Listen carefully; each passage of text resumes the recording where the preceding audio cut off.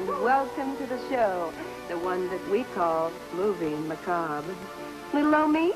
Well, I'm your hostess, that gal full of zip who's quick with a quip, Elvira, mistress of the dark. Week after week, you'll find me here, right here on this lumpy old sofa. You'll find me right here showing off my fine features. My film features.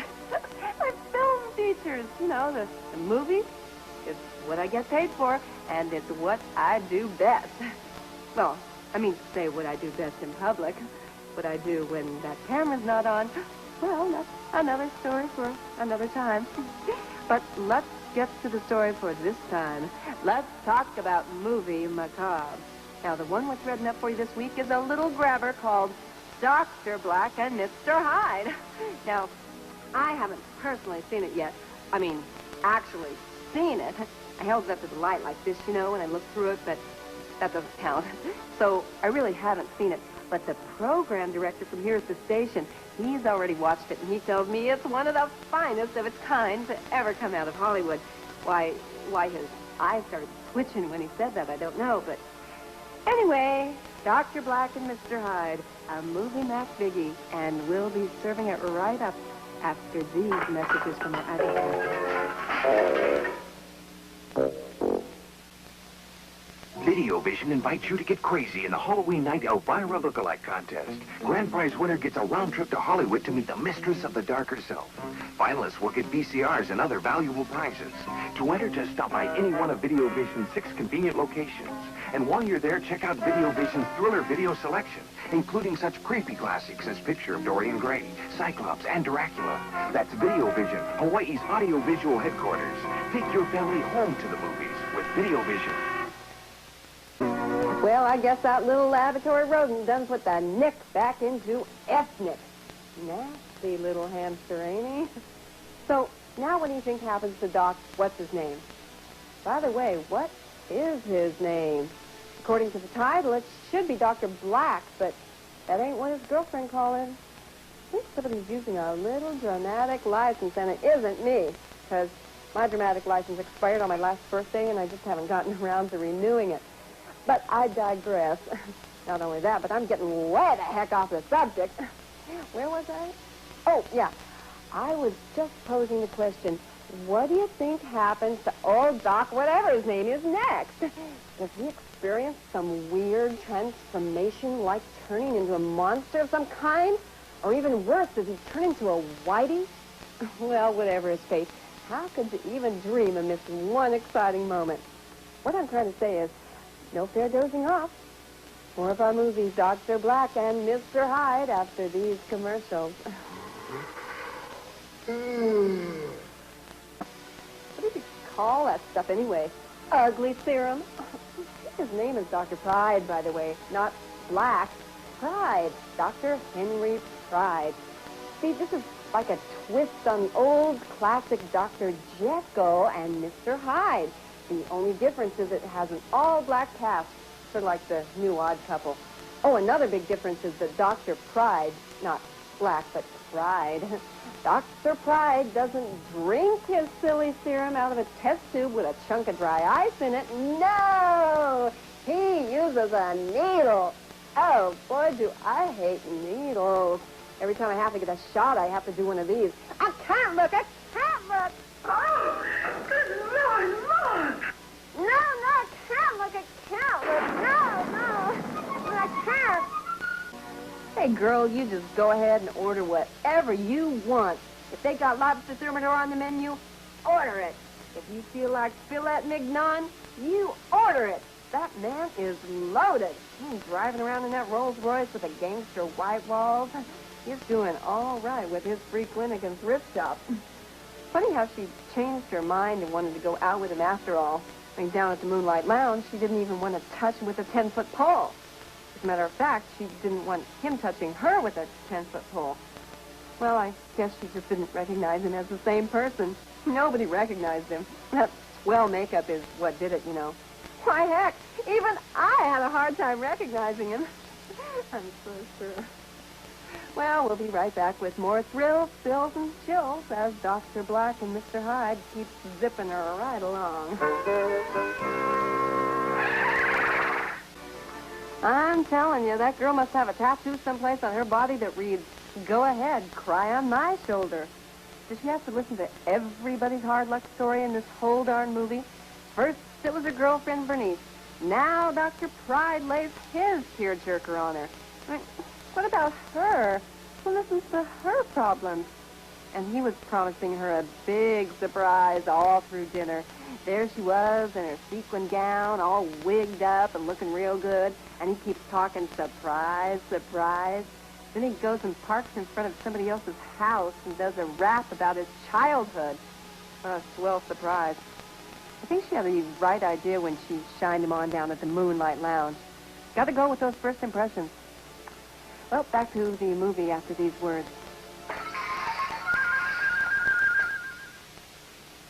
Videovision invites you to get crazy in the Halloween night Elvira lookalike contest. Grand prize winner gets a round trip to Hollywood to meet the mistress of the darker self. Finalists will get VCRs and other valuable prizes. To enter, just stop by any one of Videovision's 6 convenient locations. And while you're there, check out Videovision's thriller video selection, including such creepy classics as Picture of Dorian Gray, Cyclops, and Dracula. That's Videovision, Hawaii's audiovisual headquarters. Take your family home to the movies with Videovision. Lady, come back! Come back! Okay, I know you're the boss. You don't have to remind me. I've seen the sign on your door, Attila, the program director. Yeah, and what you say goes. But I thought you said this Dr. Black and Mr. Hyde was supposed to be one of Hollywood's finest. Finest of its kind. Oh, so that's the catch. Its kind never get released. They have to escape. So meanwhile, I look like a real fool because I went out and told everybody watching that we had this really swell picture. Just look what you've done to my what you call credibility. I mean, ain't a person's word supposed to be their bondage? What do you mean, fake it? What are you saying? Keep talking it up like it's the best thing to ever come down the pipe. Well, what would ever make me do a thing like that? Oh, that little slip of paper that I get each week that some folks call a paycheck would make me do a thing like that? Oh, well, boss, since you put it that way, I guess, cool it, we're on. Hello, darling. I didn't know we were on.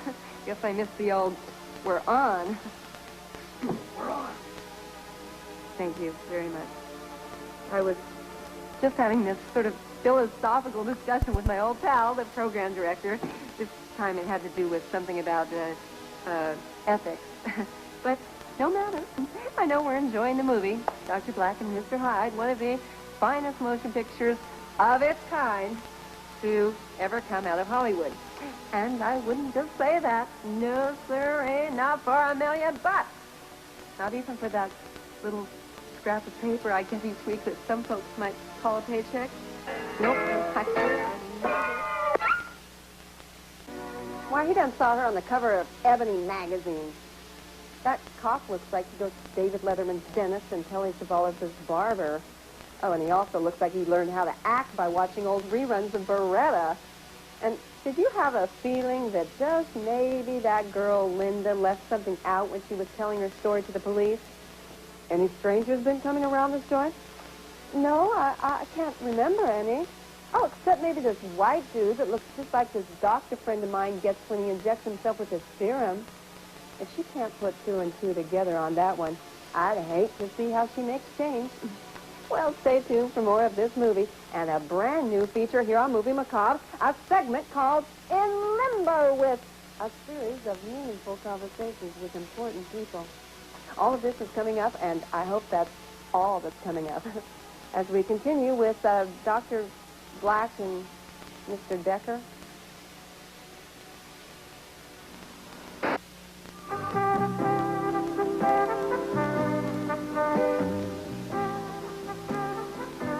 Welcome to our program, In Limbo With, a series of meaningful conversations with important people. Tonight's topic, the role of the black artist in cinema horror. Our guest is the distinguished author and lecturer, Dr. Mustafa Abdul Rahim, Jamal X. Muhammad. Welcome to the show, Dr. Raoul Mahim Jabbar. Thank you, Elvira. Thank you. Is there something I could maybe call you for short? Yeah, why don't you call me Tyrone? Tyrone? Yeah, Tyrone Washington. That's my slave name. Oh, okay. Well, it says here that you're the founder and treasurer of the NAACP. Is that correct? That's right. I'm the founder and treasurer. Oh, like you mean like a mind is a terrible thing to waste? No, this is a different NAACP. This is the Negroes Alliance Against Crappy Pictures. Our motto is film is a terrible thing to waste. Oh, and well, we know that here on Movie Macabre. So, you're like kind of a protest group then, right? Damn right. I'm here to protest bad movies. Oh, no, I always get confused. Does bad mean good? No, that means bad.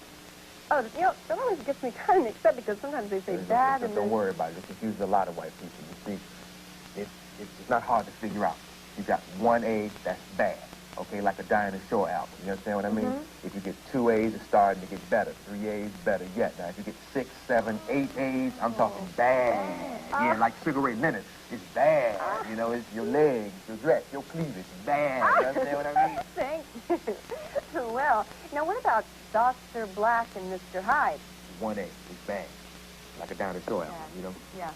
Well, could you be just a little more specific than that? Look at all the stereotypes in the film. Did you see, watch this film? You see the pimp Yeah, with I had to watch switchblades? it. Yeah. Oh, it's unbelievable, the stereotypes they got in here. They're wearing flashy, silly suits. They even had one switchblade toting pimp stab a car. You mean they wouldn't do that in real life? Come on, El. Now, come on. You don't see no black dude stab no car with no switchblade. Might shoot a car. I mean, you remember Richard Pryor, he was in the news for shooting his car. Oh, you know? yeah! Yeah, that's my man. He shot his car, yeah. Oh, I remember that. I'll tell you, if I was a white dude, I'd be upset about this film, too, you know? Well, I know I was. You see the way they tried to pass Bernie Casey off as being a white dude when he was Dr. Hyde? Yeah? I mean, come on, they could have used a white actor for this part. Scott Baio wasn't working back then. They could have used him or an ex-athlete like Joe Namath or something. You know what I mean? Oh, what about Eric Estrada? Oh, no, I said actor, baby. Oh. Well, they could have used Eric Estrada, okay? But what I'm trying to say is they used Bernie Casey. They tried to save some money. They put gold medal flour all over the brother's face. This is what I'm saying. You understand?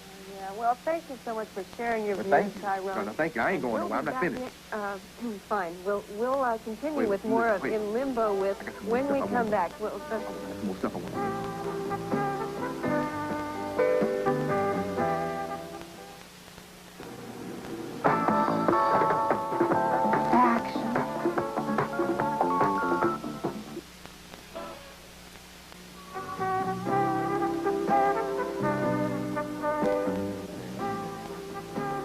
Fine, baby. You got the last wig on. I know that. We got to go out sometime. Can we get together sometime? Oh, wait. Welcome back to In Limbo with a series of meaningful conversations with important people. And we continue our discussion with noted author and lecturer Dr. Mustafa Abdul Rahim Jamal X Muhammad, a.k.a. Tyrone. Is there anything about Dr. Black and Mr. Hyde that you do like? I tell you, it's one thing, one performance in the whole film. I dug my man James Brown, boy. He was cold-blooded. He got down in the film. They should have gave him a larger part. You understand? To tell you the truth, Tyrone, I don't remember seeing James Brown in this picture. Anyway, you remember when he came into the free clinic and thrift shop on a stretcher? Come on, you remember that. James came rolling But in. I thought that was supposed to be a woman. Oh, I don't know.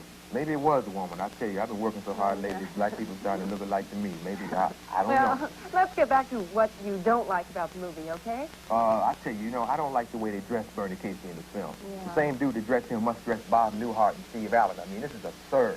And the ties in this film, everybody had on an ugly tie in this film. It was incredible. You think that there are probably families in Encino missing their couch covers today, you know? Yeah, I mean, ties. a moment ago you mentioned the Watts Free Clinic and Thrift Shop. Oh, yeah, now that was a stupid idea, El. Now, come on now. Dude, is this what white people think black people do with their businesses? Combine them like this? I suppose down the street there's going to be like Roscoe's Baptist Church and Rib Emporium or something, you know? I had lunch there. Oh, yeah, right, I'm sure. I mean, and this thrift shop, free clinic thing, I can see a lady of the night coming in. Oh, honey, I need a dress for the evening.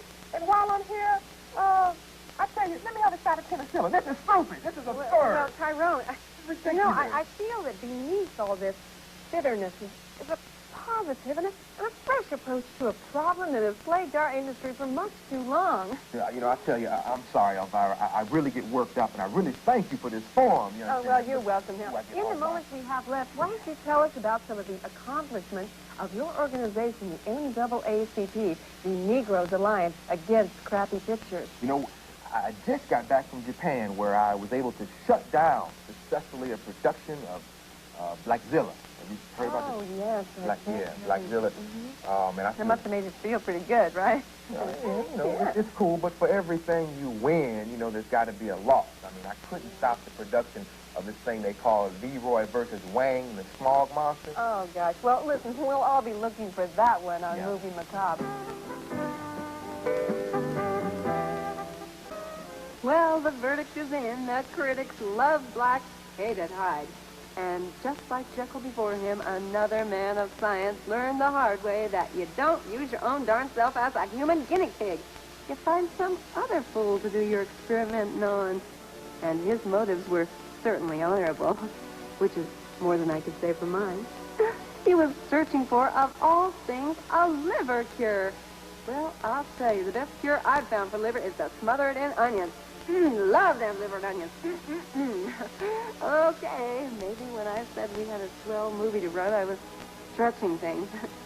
Well, maybe when I said it was a swell movie, I was telling a bold-faced lie.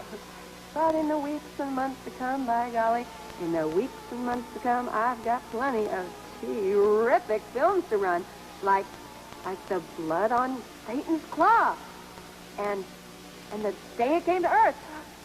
Oh, yeah, and The Crucible of Horror.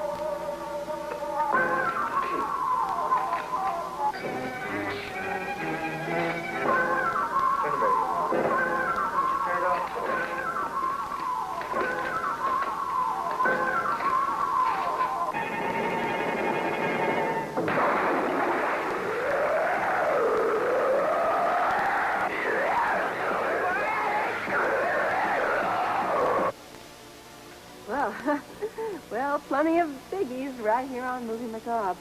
And speaking of biggies, don't forget that I'll be here too. I'll be right here just a-waiting for you. You'll find the key in the usual place. And I'd love a box of bonbons. Until then, here's a little thwack to hold you. And unpleasant dreams.